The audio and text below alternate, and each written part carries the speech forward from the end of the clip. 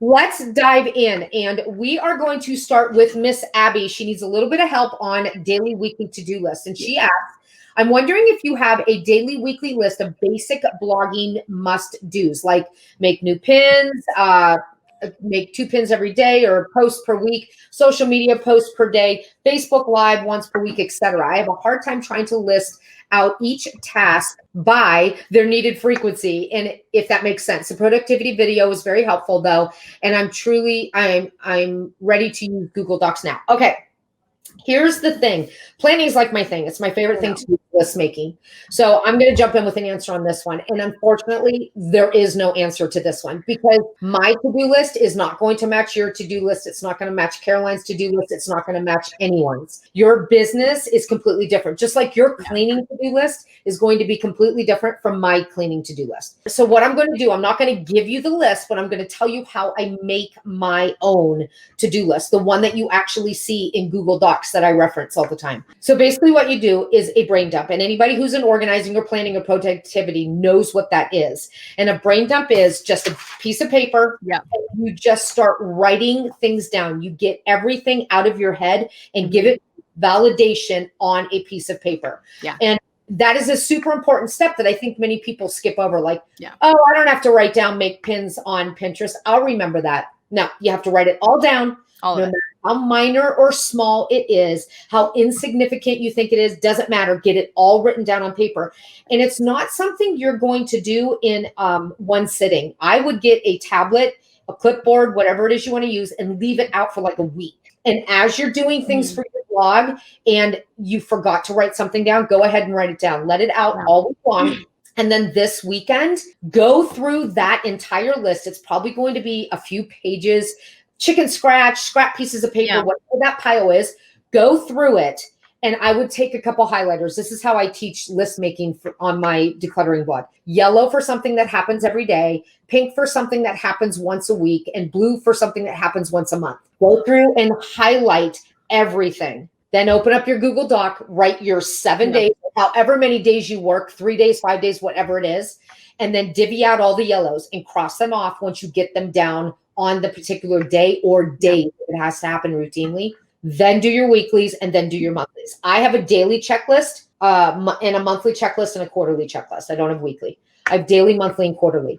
And that is the way that I do it. And it works really well. And since it's in a Google Doc, you can add things in and take things out without having to scratch and start all over. But it just makes it really easy to do it that way. So because so I do it kind of similarly, I guess. I do a brain dump, but I'll do it on Post-its. There's a video that we have where I show you guys how I do it. I put it on my whiteboard.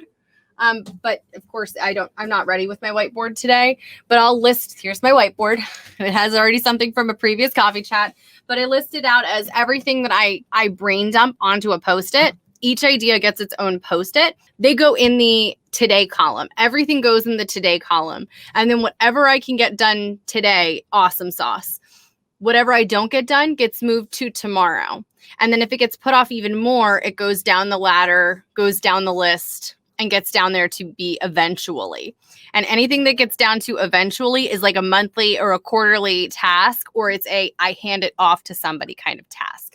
Oh, I like that, because if you want to hand it off, you could put that Post-it note on a completely different pile. Like you said, Tracy, like everyone's stuff that we do every single day is different. But Tracy and I are both big fans of you check your emails, you write an email, you do something for your email inside of your email service provider.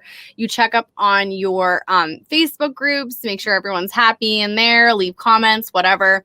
Same thing with any kind of social things. If you need to respond to comments, if you need to add a new post, there's just a lot that kind of goes into it. But our lists at this point are very different from when we first started.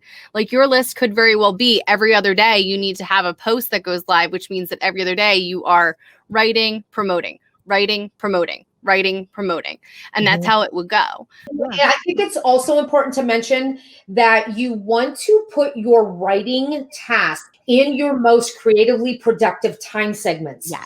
So Caroline and I in this one area, we're the same. We're the most creatively productive first thing in the morning. And that's one of the reasons, I think that's one of the reasons why we get up so early, is to make that block of time as long as humanly possible.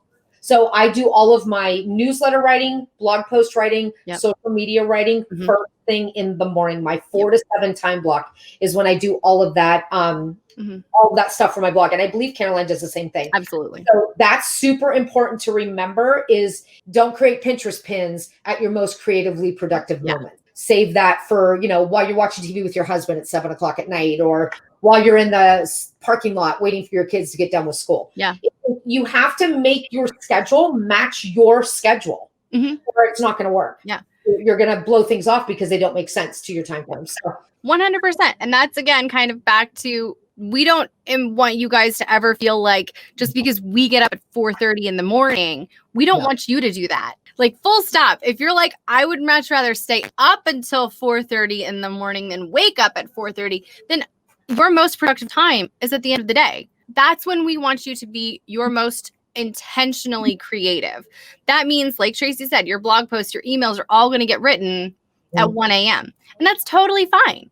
But we want you to make sure that you're doing the important things when your brain is at peak optimal efficiency, right? Does that make sense? With that being said, when you are doing content creation of any kind and you need your head to be 100% in, make sure your head's 100% in. Shut off the phone, shut off notifications, set a timer. Make sure you're 100% in. I have apps that I use. It's called Focus at Will. You don't have to use it. Honestly, I'm going to cancel it because I haven't used it in so long.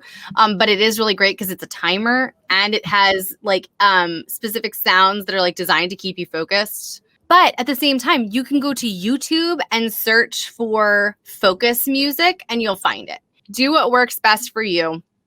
Put your phone on Do Not Disturb. Close down all of your windows and all of your notifications. Focus on that one task. Set a timer for yourself. Because here's something else, by the way, rant tangent, but we're going to go there.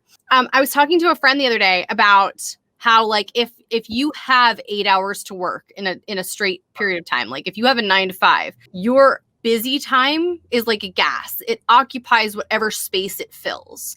So if you have 8 hours to work, you will fill that time with work. But if you only have 20 minutes, you're going to be so productive. You're going to bang that out super, super quick, specifically because you know that you only have that small amount of time.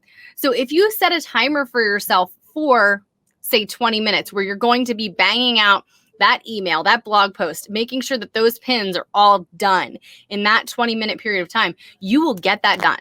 But if you say, like, I'm going to be like spreading this out over the course of the day, it might not get done, or it might take you 8 hours and then you're going to be rushing around for the last half an hour.